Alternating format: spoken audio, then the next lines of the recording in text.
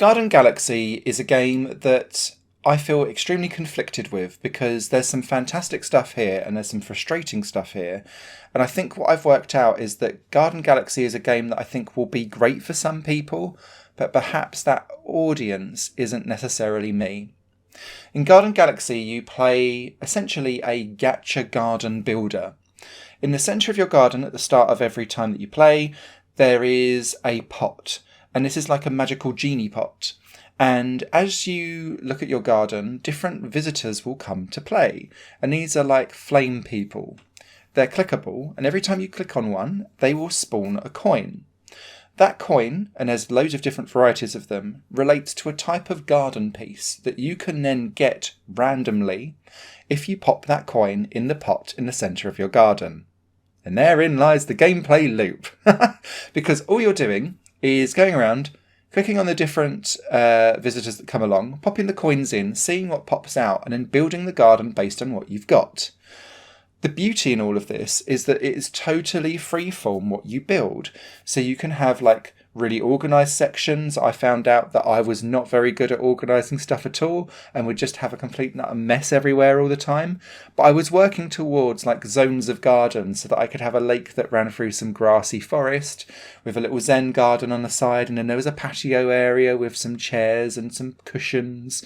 I had some frogs running around. It was all quite cool. And I love the visual art style, and I love the way how things are generally quite interactive. So, like if there was a tree house, you could turn the light in on or off. Or if there was candles, you could turn them on or off. Or if there were fireflies in glasses, then you could turn those on or off. There's also specific things for the garden that changes the parameters around you too. So you can change the background colour, you could turn night stars on or off, you could have it raining, for example, and all of these things are kind of extras that you can spawn out of that pot in the centre. But the whole thing revolves around farm the coins, drop the coins in, see what pops out, and then work with what you've got.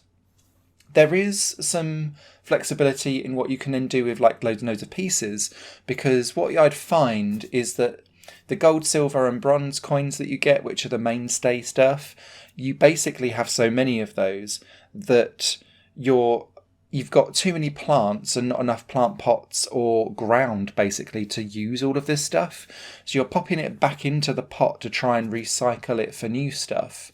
I found that this mechanic was slightly broken though, because it would almost always spawn back out what I'd just put in. So I was like, no, I've just tried to get rid of you and now you've just given me it straight back again. You can also put it in the cauldron, which makes a bigger or smaller version of something so that you can get slight different size variants on stuff. Although again, that's randomly generated and you're never quite sure what you're going to get.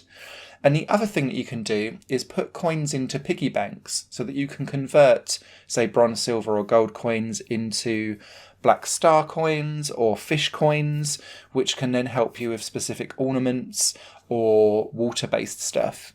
So there is some kind of economy going on in the background, but it is a grind and a slog to convert stuff over. And so you have to really be invested in this gacha mechanic and want to deal with creative design of things as well to really get the best out of Garden Galaxy.